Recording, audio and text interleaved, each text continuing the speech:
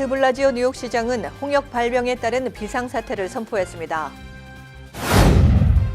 연방이민세관단속국은 뉴저지주에서 지난 한 달 동안 123명의 불법 체류 이민자를 무더기 체포했습니다.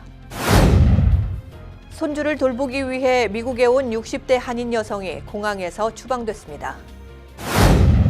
뉴욕과 뉴저지의 재산세가 미 전역에서 가장 높은 것으로 나타났습니다. 트럼프 대통령의 초강경 반이민 정책에도 불구하고 지난달에만 이민자가 10만 명 이상이 국경선을 넘어섰습니다.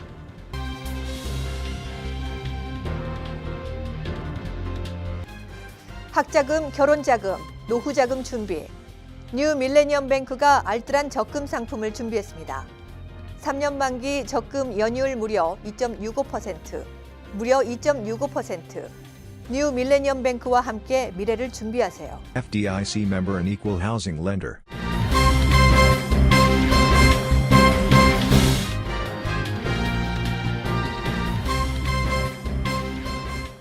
시청자 여러분 안녕하십니까? KBTV 9시 뉴스입니다. 첫 소식입니다.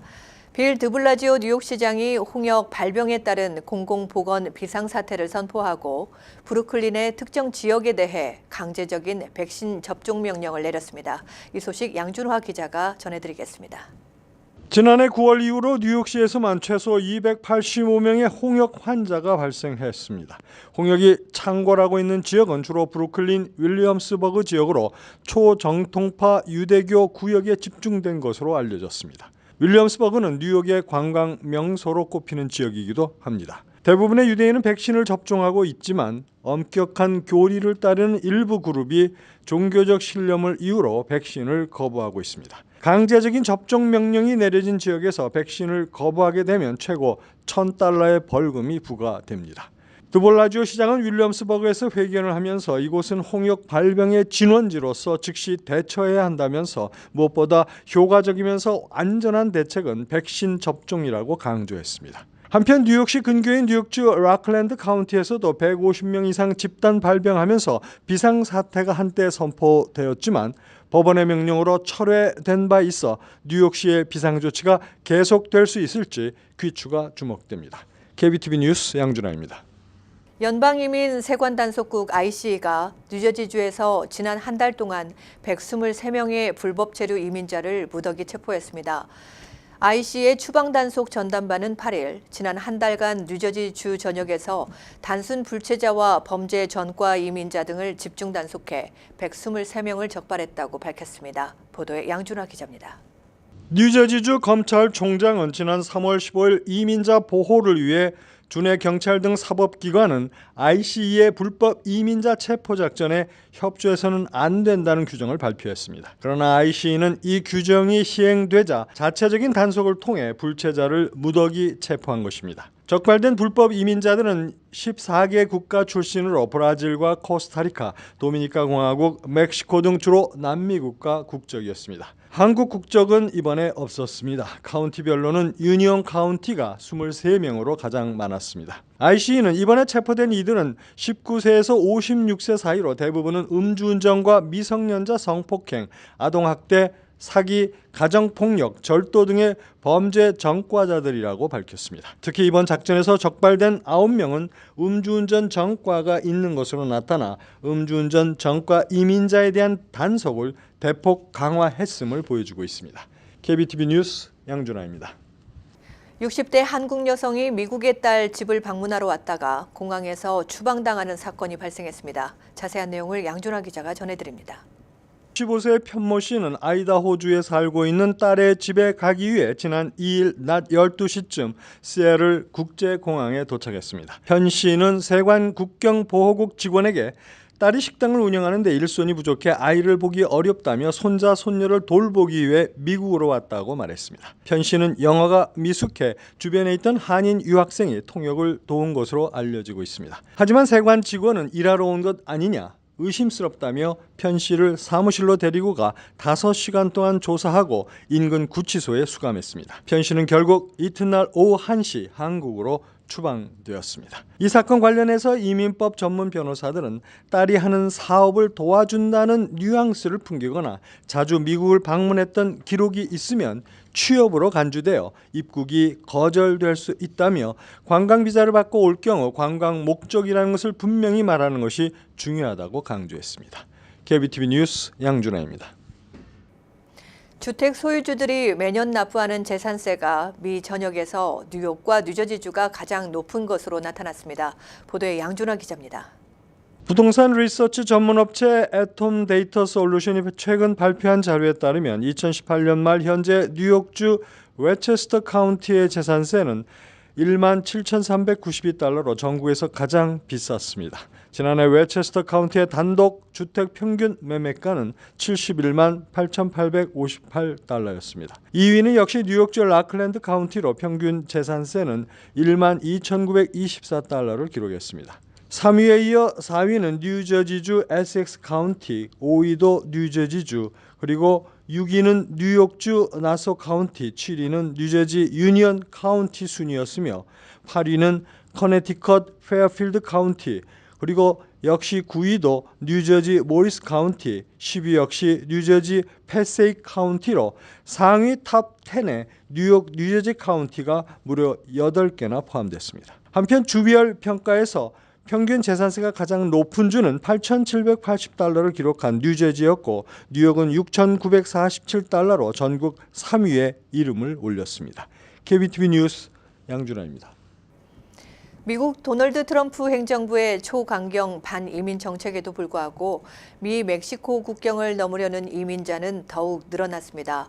국토안보부의 발표에 의하면 지난달 멕시코와 인접한 미 남서부의 국경에서 체포되거나 돌려보내진 이민자는 10만 3천 명을 넘어섰습니다. 보도에 양준하 기자입니다. 이는 전달인 2월보다 35%나 증가한 수치며 지난해 같은 기간보다는 배 이상 늘어난 것입니다. 특히 지난달 체포된 인원은 92,607명으로 2007년 4월 10만 4,465명 이래 월별 통계로는 12년 만에 최다 인원을 기록했습니다. 트럼프 행정부는 국경의 이민을 원천 차단하는 장벽 건설을 추진하며 망명 신청자를 멕시코에서 기다리도록 하는 등 반이민 정책에 가속 페달을 밟고 있지만 이민자들의 행렬은 오히려 길어지고 있습니다. 이는 중미에서 온 가족 단위 이민자들과 어린이들이 많아졌기 때문으로 풀이됩니다. 지난해 6월 이민자 가족 격리 수용 정책이 반대 여론과 법원의 결정으로 폐지된 뒤 가족들이 집단을 이루어 함께 국경을 넘는 경우는 계속해서 증가하고 있기 때문입니다. 게다가 보통 이민자의 수가 매년 5월경에 정점을 찍기 때문에 다음 달에 더 많은 이민자가 국경을 넘으려 할 것이라고 전문가들은 전망하고 있습니다. 이런 가운데 트럼프 행정부는 하루가 다르게 초강경 반이민 정책을 더 거세게 몰아붙이고 있습니다. KBTV 뉴스 양준하입니다. 앞으로 뉴욕시 고용주들은 취업 지원자를 대상으로 마리화나 사용 여부를 검사할 수 없게 됐습니다. 뉴욕시 의회는 9일 취업 지원자에 대한 마리화나 테스트를 금지하는 조례안을 통과시켰습니다. 이 조례안은 뉴욕시에 주소를 둔 회사가 신규 직원 채용 시 취업 지원자에게 마리화나 환각 성분인 THC 테스트를 금지시키고 있습니다. 단 경찰이나 시 연방 공무원 등 공공보건과 관련된 일을 하는 사람과 미성년자, 환자를 담당하는 업무에 지원한 사람, 상업용 운전면허 소지자 및 건축 등 안전 업무에 큰 영향을 미치는 사람에 대한 테스트는 계속 진행할 수 있습니다. 윌리엄스 공익옹호관은 마리화나 합법화가 추진되고 있는 가운데 마리화나 사용이 취업에 장애물이 돼서는 안 된다고 조례안 발의 취지를 밝혔습니다.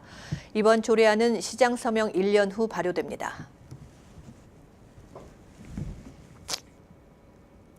동부 펜실베니아 딕슨 시청 앞에서 달리던 화물열차가 탈선하는 장면이 고스란히 감시 카메라에 잡혀 화제가 됐습니다.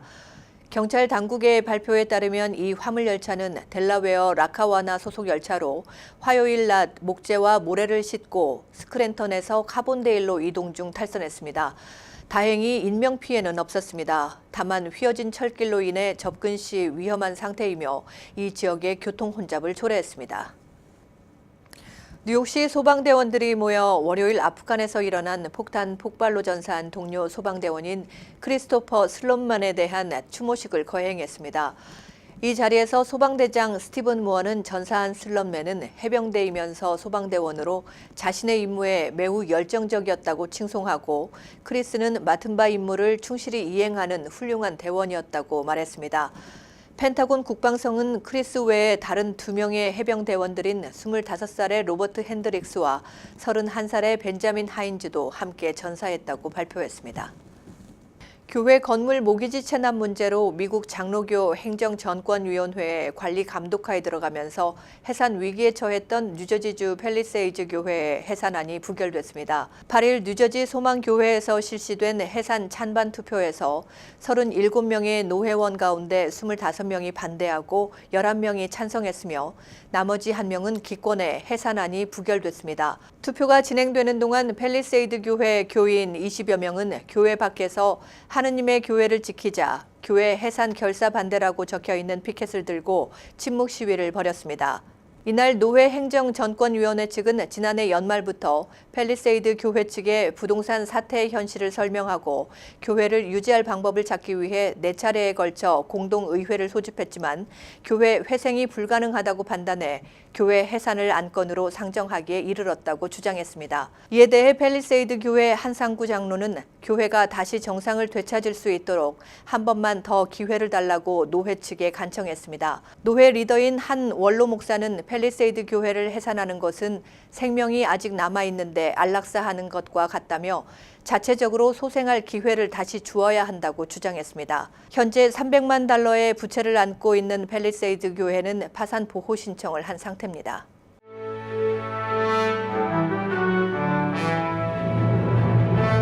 사건 사고입니다.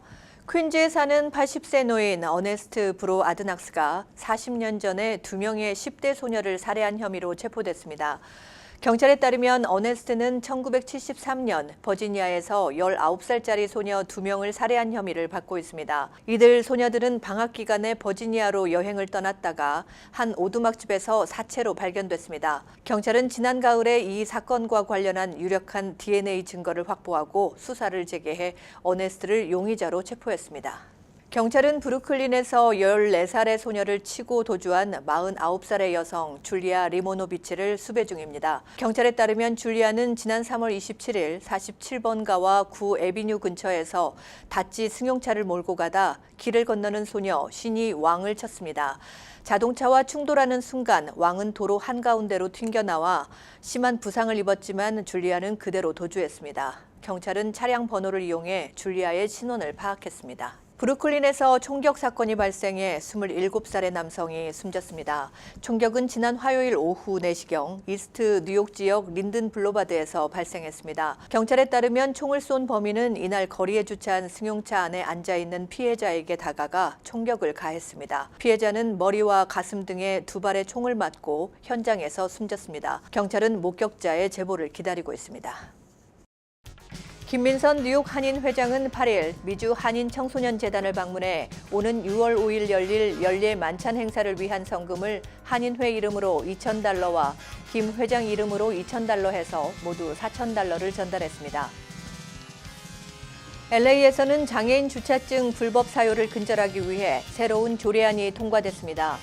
이날 통과된 조례안에 따르면 장애인 주차카드를 불법적으로 사용하다 적발될 경우 최고 $1,100까지 벌금이 부과될 수 있으며 주 정부가 별도로 10%의 추가 페널티를 부과해 이를 LA시로 이관할 수 있도록 하는 내용도 포함됐습니다. 미국에서 자산 규모로 2번째 은행인 뱅크 오브 아메리카가 시간당 최저임금을 다음 달 1일부터 $17로 올리고 2년 안에 $20로 인상합니다. 브라이언 모이니한 뱅크 오브 아메리카 회장 겸 최고 경영자는 9일 MSNBC와의 인터뷰에서 뱅크 오브 아메리카에서 일하게 되면 연봉 $41,000를 받게 된다고 밝히면서 모이니안 CEO는 회사의 성공으로 우리는 팀원들과 그 성공을 공유해야 한다라고 말했습니다. 치매에 있어서 가장 중요한 것은 조기 진단과 교육으로 알려졌습니다. 치매 관건이 조기 진단에 있기 때문에 가족 중에서 증세가 시작되었을 때 나이 때문이라고 하지 않고 빨리 감지하여 치료에 들어갈 수 있게 하는 것이 필수적입니다. 치매는 진단에서 사망까지 평균 3년에서 20년으로 보고 있어 언제 발견하느냐가 관건입니다.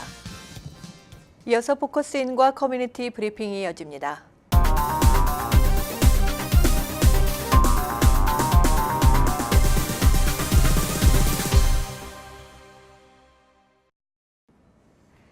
네, 지난 1부에 이어 김동찬 시민참여센터 대표를 모시고 2부 진행해 나가도록 하겠습니다. 이 2부에서는 이 트럼프 대통령의 러시아 스캔들로 뮬러 특검 보고서에 대한 이야기를 나눠보고자 합니다. 안녕하십니까? 안녕하세요. 네, 예, 22개월에 걸쳤어요. 이 트럼프 네. 대통령의 러시아 그 게이트에 관한 수사를 해온 이 뮬러 특검이 이제 활동을 접고 보고서를 제출했잖아요. 그런데 트럼프 대통령의 이제 그 측과 공화당 측 그리고 민주당 측의 각각 그 반응이 궁금합니다. 네, 보고서를 제출하면서 거기에 이제 그 썸머리 된 거 한 4페이지 종이로 해서 그랬죠. 했는데 아무도 본 건 없고 이제 그거를 법무부 장관만 이제 네. 봤습니다. 이 윌리엄스 윌리엄, 바라는 네. 법무부 장관은 제프 세션스 법무부 장관을 해임하고 그 트럼프 대통령의 말을 잘 듣는 사람을 거기다 옮긴 거기다 이제 임명을 한 분인데 그분이 4페이지를 보고 나서 대통령의 러시안 게이트는 없다. 네. 이렇게 선언을 해버렸어요.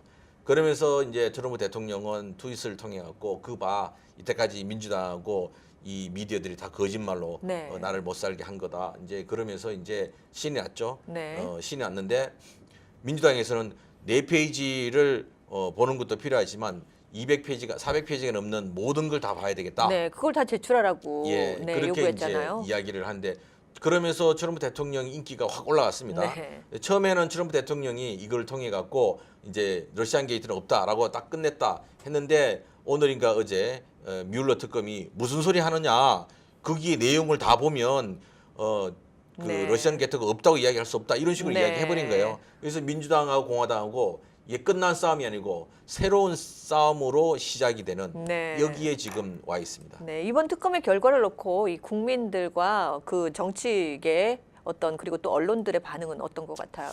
네, 특검의 결과가 이제 어떤 종결을 해야 되는데 앞서 말씀드렸다시피 이 특검의 결과를 놓고 서로 다른 입장과 해석을 하는 상황이 발생하고 네. 있으면서 오히려 이것이 국민과 정치권을 더 분열시키는 그런 결과가 되지 않을까 그런 네. 우려가 되고 있습니다.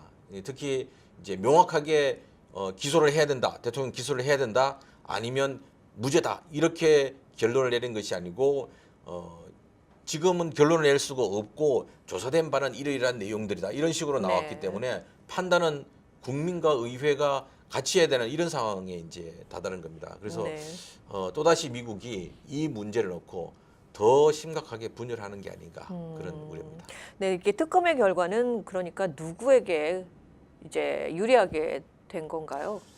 네, 일단 처음에는 트럼프 대통령에게 유리했습니다. 그랬죠. 이제 윌리엄스 바 법무장관이 네. 뭐 이제는 무죄다. 러시안 게이트는 네. 없다고 나왔다라고 네. 해서 트럼프 대통령이 굉장히 기뻐했죠. 그렇죠. 아주 기뻐했죠. 네. 그리고 뭐 트럼프 대통령 지지 세력도 결집을 했는데 네. 그럼에도 불구하고 트럼프 대통령이 무죄가 아닐 거라고 이야기하는 사람들 퍼센티지도 한 60%가 넘었습니다. 네. 근데 요 며칠 사이에 뮬러 특검 자체가 나와서 무슨 소리 하느냐. 네. 거기에는 진짜 이 러시안 게이트에 심각한 내용들도 들어있는데 왜 그렇게 판단을 하느냐 이렇게 하면서 거기다 네. 기름을 부었어요.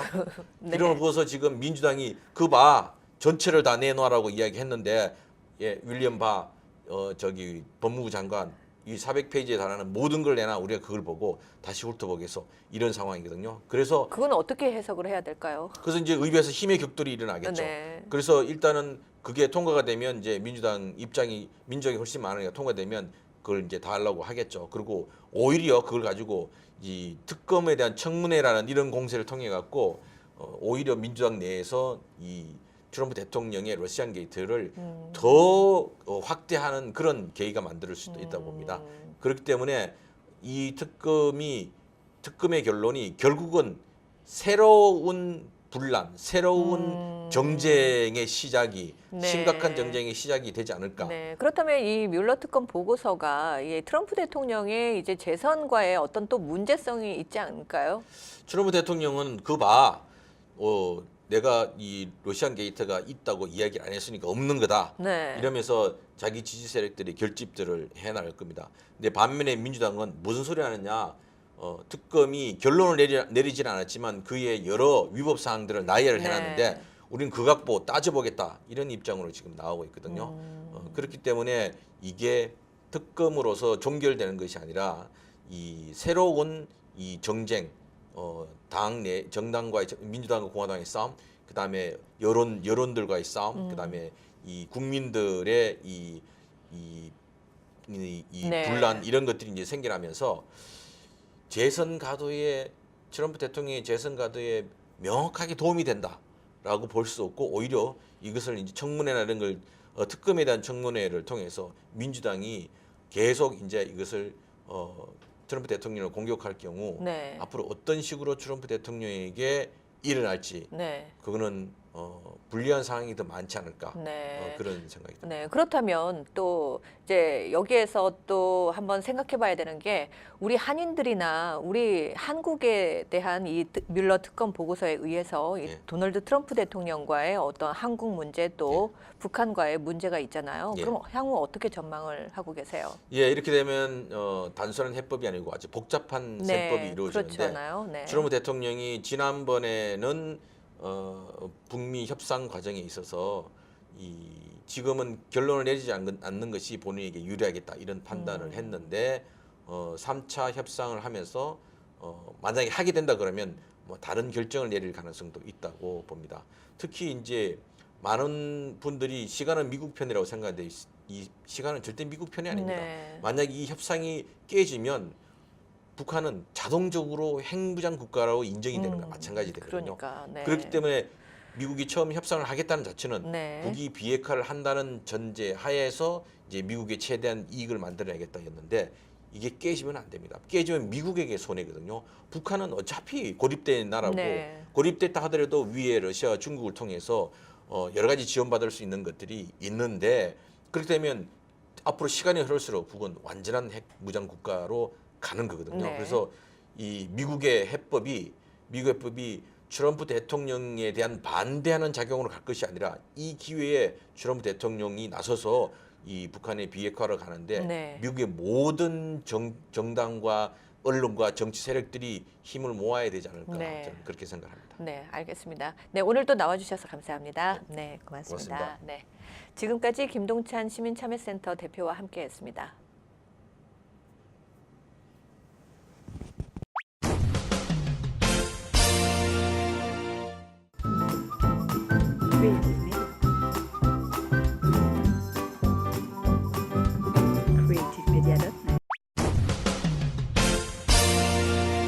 환율과 증시 전해드립니다.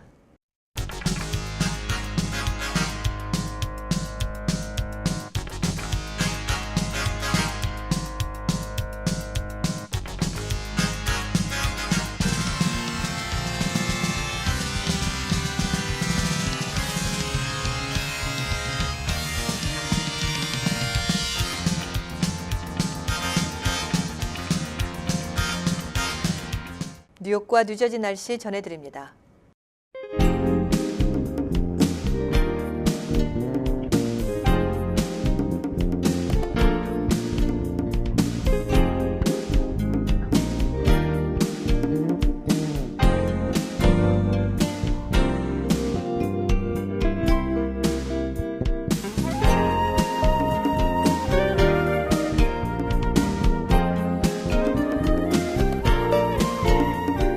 오늘도 KBTV 뉴스9을 시청해주신 여러분 고맙습니다. 편안한 수요일 저녁 보내시기 바랍니다. 학자금, 결혼자금, 노후자금 준비. 뉴 밀레니엄 뱅크가 알뜰한 적금 상품을 준비했습니다. 3년 만기 적금 연이율 무려 2.65%, 무려 2.65%. 뉴 밀레니엄 뱅크와 함께 미래를 준비하세요. FDIC member and equal housing lender.